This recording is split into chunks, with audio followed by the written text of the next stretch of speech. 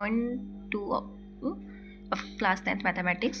सो यहाँ पर question number 4 दिया हुआ है कि हमने ट्रू फॉल्स बताने की कौन सी स्टेटमेंट ट्रू है और कौन सी फॉल्स है, और उसके बाद उसको जस्टिफाई भी करना है कि अगर हम इसको ट्रू कह रहे हैं तो क्यों है, इसको फॉल्स कह रहे हैं तो क्यों है। सो गाइस, मैंने प्रीवियस वीडियो में बोल दिया था कि हम एक्सरसाइज अब 8.3 करेंगे, बट मैंने चेक किया कि इसमें जस्टिफिकेशन वगैरह भी देनी है। So maybe in the practicals, और मे बी अगर इन फ्यूचर की अगर आपने इसको रट्टा ही मार लिया, कई बच्चे रट्टा मारते हैं, बहुत से ऐसे पास होने के लिए कुछ भी कर लेते हैं, तो वो लोग को नहीं पता होता है कि जस्टिफाई में क्या लिखे। रट्टा मार के ट्रू है फॉल्स लिख लेते हैं, उन्हें जस्टिफाई करना नहीं आता। तो इसलिए मैं ये वीडियो बना रही हूँ, and also for your practical और वाइवास, कि कई बार ये प्रैक्टिकल्स या वाइवा में पूछ लेते हैं क्वेश्चन, तो जस्टिफाई करने के लिए आपके पास ये रीज़न हो कि आप अगर इसको ट्रू कह रहे हो तो क्यों कह रहे हो, फॉल्स कह रहे हो तो क्यों कह रहे हो। सो फर्स्ट वाला देख लेते हैं। तो फर्स्ट में हमें दिया हुआ है sine a plus b equal है क्या sine a plus sine b के। तो हम लेट कर लेते हैं, लेट करके देखते हैं कि क्या ये इक्वल हो रहे हैं या नहीं हो रहे। सो मैं लेट कर लेती हूँ दोनों साइड में। a मैं 30 डिग्री लेती हूँ एंड b ले लेती हूँ 60 डिग्री। ओके, तो मैं दोनों में ये 30 डिग्री और 60 डिग्री पुट करके देख लेती हूँ। तो मैंने साइन 30 डिग्री प्लस 60 डिग्री, और यहाँ पर भी sine 30 degree plus sine 60 degree put कर दिया। सो अगर हम यहाँ देखें तो यहाँ पर साइन 30 प्लस 60 डिग्री होगा 90 डिग्री।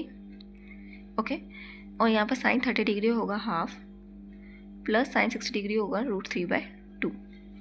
ओके, सो आगे में साइन 90 डिग्री हमारा होता है 1। तो अगर 1, तो अगर हम चेक करते हैं कि क्या इसको करके भी 1 आ रहा है, नहीं आ रहा, मतलब ये दोनों इक्वल नहीं है।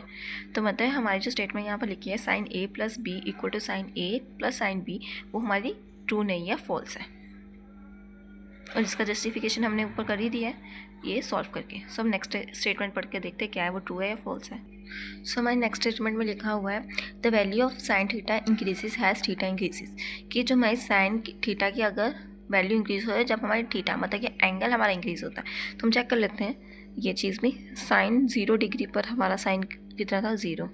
साइन 30 डिग्री जब हमारा एंगल था तब हाफ था। जब हमारी साइन 45 डिग्री था तब हमारा था 1/√2। साइन 60 डिग्री था तब हमारा था √3/2। और अगर साइन 90 डिग्री की बात करते हैं तब हमारा 1 था। तो आप देखिए हर एक एंगल पर हमारा साइन की वैल्यू इंक्रीज़ हो रही है। जब हमारे 0 हो रहा है ना, जब 0 डिग्री था तब 0 था, तब 30 था तब हाफ हो गया, तब 45 था 1/√2 हो गया, 60 हो गया तो √3/2 हो गया, साइन 90 हो गया तो 1 हो गया।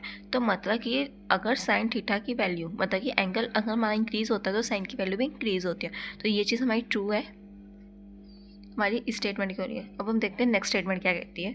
सो नेक्स्ट स्टेटमेंट में हमारा ये लिखा है the value of cos theta तब इंक्रीज होती है जब थीटा इंक्रीज होती है। तो ये भी हम वैसे चेक करते हैं जैसे हमने साइन के लिए चेक किया था। तो हमारा जब कोस 0 डिग्री है तब हमारी 1 है, जब हमारा कोस 30 डिग्री है तब हमारी है √3/2। जब हमारा कोस 45 डिग्री है तब है हमारा 1/√2।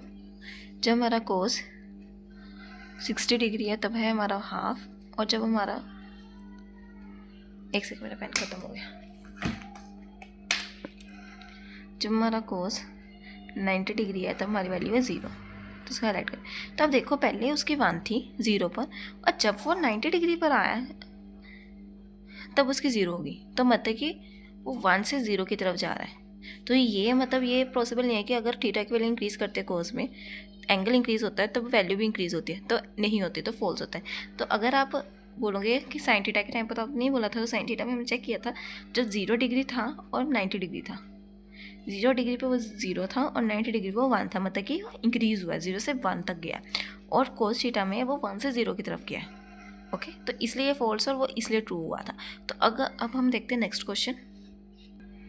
सो इधर लिखा हुआ है हमारा साइन थीटा हमारा इक्वल है कोस थीटा का for all values of theta. क्या ये सही है या गलत है? फॉर ऑल वैल्यूज़ के लिए चेक करते हम किसी एक वैल्यू के लिए चेक कर ले, पता लग जाएगा। साइन अगर 0 डिग्री है और कॉस 0 डिग्री है तो क्या है, साइन 0 डिग्री पर वो कितना है 0, और ये कॉस 0 डिग्री पर 1 है।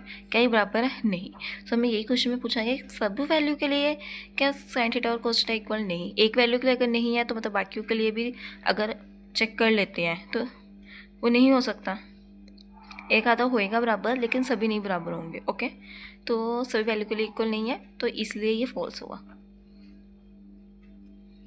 नेक्स्ट हमारा इससे भी ईजी है, यहाँ पर सीधा ही लिख दिया हुआ है cot A is not defined जब हमारा ए 0 डिग्री है। तो अगर आप टेबल चेक करो तो जब हमारी जब कोट 0 डिग्री है तब वो नॉट डिफाइंड में आता है, तो मतलब कि ये ट्रू है, तो ये भी ट्रू होगा। ये हमारे ट्रिग्नोमेट्री एंगल में ही लिखा हुआ है। So we have done with exercise 8.2। In the next video we will do exercise 8.3। So मैं एक्सरसाइज 8.3 स्टार्ट करने से पहले मैं इंट्रोडक्शन दूंगी कि उसमें क्या क्या है एक्सरसाइज 8.3 के, जैसे कि मैंने 8.1 के लिए भी दिया था, 8.2 के लिए भी दिया था, तो मैं 8.3 के लिए भी दूंगी। So see you in another video. Please like, share and subscribe to my YouTube channel. If you guys have any problem in any of the question, please comment it down so that I will read your answer. So I will read your question and reply it. So bye.